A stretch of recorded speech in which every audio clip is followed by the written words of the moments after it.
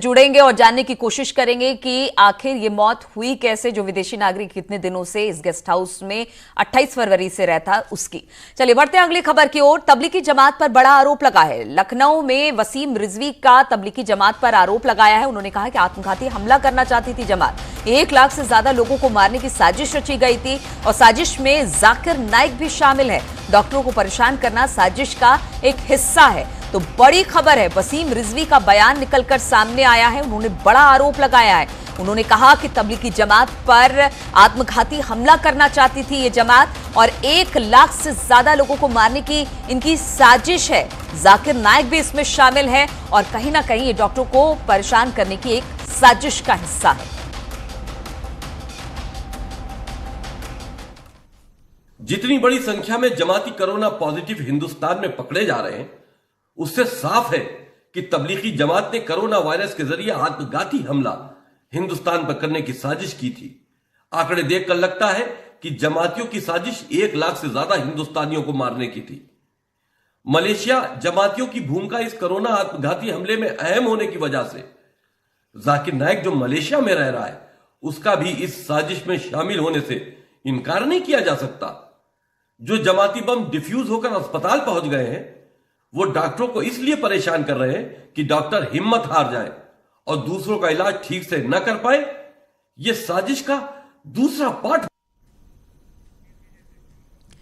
तो साजिश का दूसरा पार्ट है और इस तरह की बात करते दिखाई दे रहे हैं वसीम रिजवी साहब। बड़ा आरोप लगाया है उन्होंने तबलीगी जमात पर। उनका कहना है कि ये एक आत्मघाती हमला करना चाहती थी ये जमात, जिसमें 1 लाख से ज्यादा लोगों के मारने की साजिश थी और इस साजिश में जाकिर नाइक पर भी उन्होंने सवाल उठाए। उन्होंने कहा कि इस पूरे मामले में जाकिर नाइक भी शामिल है और डॉक्टरों को परेशान करना चाहती है ताकि वो सही तरीके से इलाज ना कर पाए और ज्यादा से ज्यादा कोरोना संक्रमित जो लोग हैं वो भारत में बढ़े। तो इस तरह के आरोप लगाए हैं वसीम रिजवी ने। उन्होंने कहा है कि तबलीगी जमात एक आत्मघाती हमला करना चाहती थी और करीब करीब 1 लाख से ज्यादा लोगों को मारने की उनकी ये साजिश थी। जिस तरह से एक के बाद एक मामले निकल कर आए हैं तबलीगी जमात से जुड़े हुए, लगातार वसीम रिजवी की अगर बात की जाए तो वो हमलावर रहे हैं तबलीगी जमात पर। और आज एक और बयान वसीम रिजवी ने दिया है। उन्होंने कहा है कि जो जमात के लोग हैं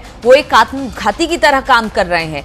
उनकी कोशिश थी कि 1 लाख से ज्यादा लोगों को मारने की साजिश की जाए और जाकिर नाइक का नाम भी उन्होंने लिया है कि इस पूरे मसले में शामिल है जाकिर नाइक। वो डॉक्टरों को परेशान करना चाहते हैं। जिस तरह से अलग अलग जगहों से खबर आई कि जो जमाती हैं वो अपना इलाज नहीं करवा रहे हैं, डॉक्टरों को परेशान करने की साजिश रच रहे हैं, उन्हें परेशान कर रहे हैं, भाग जा रहे हैं, पुलिस के लिए सिरदर्द बने हुए हैं। तो उनका कहना था डॉक्टरों को परेशान करने की साजिश का हिस्सा भी तबलीगी जमात है।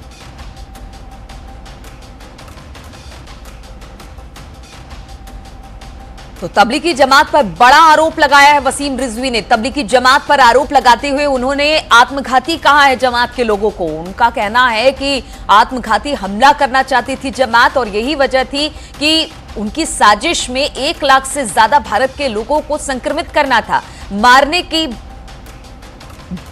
बात की जा रही है और हम कोशिश लगातार कर रहे हैं कि वसीम रिजवी से हमारी बातचीत हो जाए, लेकिन उनसे संपर्क नहीं हो पा रहा है। हम कोशिश करेंगे कि आखिर ये बयान उन्होंने क्यों दिया है, क्या वजह है इसके पीछे, लेकिन फिलहाल उनसे संपर्क नहीं हो पा रहा है। लेकिन खबर आपको एक बार फिर से बता दे कि तबलीगी जमात पर बड़ा आरोप लगाते हुए वसीम रिजवी ने तबलीगी जमात पर आत्मघाती हमला करने की बात कही। उन्होंने कहा कि 1 लाख से ज्यादा लोगों को मारने की इनकी साजिश थी, जिसमें कि जाकिर नाइक भी शामिल था और इस तरह की हरकतें तबलीगी जमात लगातार कर रहा है जिससे डॉक्टर परेशान हो जाए और वो इलाज में कोताही बरते।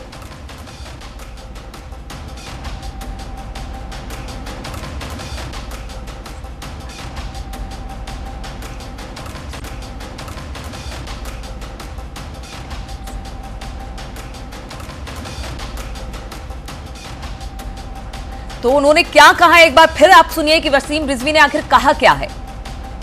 जितनी बड़ी संख्या में जमाती कोरोना पॉजिटिव हिंदुस्तान में पकड़े जा रहे हैं, उससे साफ है कि तबलीगी जमात ने कोरोना वायरस के जरिए आत्मघाती हमला हिंदुस्तान पर करने की साजिश की थी।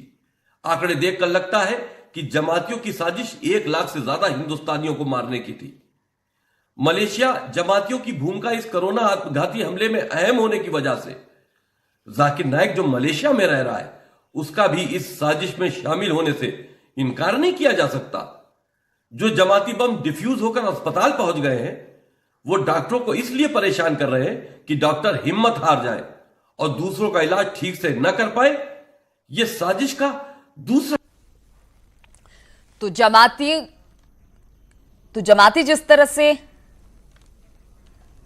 और इस पर बातचीत करने के लिए हमारे साथ हमारे सहयोगी मोहम्मद शबाब इस वक्त जुड़ रहे हैं। शबाब, वसीम रिजवी का एक और बयान आया है तबलीगी जमात को लेकर। उन्होंने तबलीगी जमात के तमाम वो लोग जो कोरोना संक्रमित है उनको आत्मघाती बता दिया है। बिल्कुल, देखिए वसीम रिजवी लगातार जमातियों को लेकर के, अपने बयानों को लेकर के चर्चा में है। कल उन्होंने एक फतवा ईरान से मंगवाया था जिसमें उन्होंने ये सवाल पूछा था कि क्यों नहीं जो लोग इस महामारी को फैला रहे हैं उन्हीं से ही इसका हर्जाना वसूला जाए। तो इस बात पर ईरान से फतवा आया था, ये भी मामला चढ़ा था।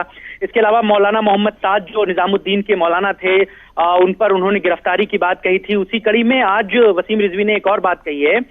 जाकिर नायक को लेकर के ये बयान है। जाकिर नायक, आपको याद होगा कि हिंदुस्तान में उनके ऊपर बैन लगा हुआ है और वो इस समय मलेशिया में रहते हैं। उन्होंने वसीम रिजवी ने इस बात को कहा है कि इस पूरी साजिश में जाकिर नायक का भी हाथ हो सकता है। और चूंकि मलेशिया में मुसलमान आबादी बहुत बड़ी तादाद में है और वहां के लोग जमात से जुड़े रहते हैं, तो मुमकिन है कि इसके पीछे सोची समझी साजिश हो और इसे जाकिर नायक ने अंजाम दिलवाया हो। उन्होंने, वसीम रिजवी ने अपनी बयान, जैसा कि हम लोग दर्शकों को भी दिखा रहे हैं, उसमें उन्होंने खुलकर इस बात को कहा है कि जमातियों का एक पूरा प्लान था, एक आत्मघाती हमला वो लोग करना चाहते थे और इस तरीके की जो साजिश थी उसका ये पर्दाफाश होता नजर आ रहा है। हालांकि इस बात में कोई दो राय नहीं कि देश भर में जितने मामले बढ़े हैं उनमें जमातियों की तादाद सबसे ज्यादा है। और ये मामला सुर्खियों में भी है कि निजामुद्दीन से ये जो मामला शुरू हुआ, देश भर में जो फैला, तो क्यों नहीं उन लोगों पर जिन्होंने इस कार्यक्रम को आयोजित कराया था और क्यों नहीं उन लोगों पर कार्रवाई की जाती है। तो इसी तरीके से जुड़ी हुई ये वसीम रिजवी की बात है। वसीम रिजवी अपने बयानों के लिए ही चर्चा में रहते हैं और उनका ये बयान भी जो है वो इस वक्त चर्चा में है। बिल्कुल, शुक्रिया शबाब। तो वसीम रिजवी का वो बयान एक बार फिर से हम दर्शकों को सुनाना चाहते हैं जिसमें उन्होंने आत्मघाती होने की बात जमात के लोगों को कही है, साथ ही साथ जाकिर नायक के शामिल होने की बात कही है। जितनी बड़ी संख्या में जमाती कोरोना पॉजिटिव हिंदुस्तान में पकड़े जा रहे हैं उससे साफ है कि तबलीगी जमात ने कोरोना वायरस के जरिए आत्मघाती हमला हिंदुस्तान पर करने की साजिश की थी। आंकड़े देखकर लगता है कि जमातियों की साजिश 1 लाख से ज्यादा हिंदुस्तानियों को मारने की थी। मलेशिया जमातियों की भूमिका इस कोरोना आत्मघाती हमले में अहम होने की वजह से जाकिर नाइक जो मलेशिया में रह रहा है उसका भी इस साजिश में शामिल होने से इनकार नहीं किया जा सकता। जो जमाती बम डिफ्यूज होकर अस्पताल पहुंच गए हैं वो डॉक्टरों को इसलिए परेशान कर रहे हैं कि डॉक्टर हिम्मत हार जाए और दूसरों का इलाज ठीक से न कर पाए। यह साजिश का दूसरा पार्ट हो सकता। चलिए अब बढ़ते हैं अगली खबर की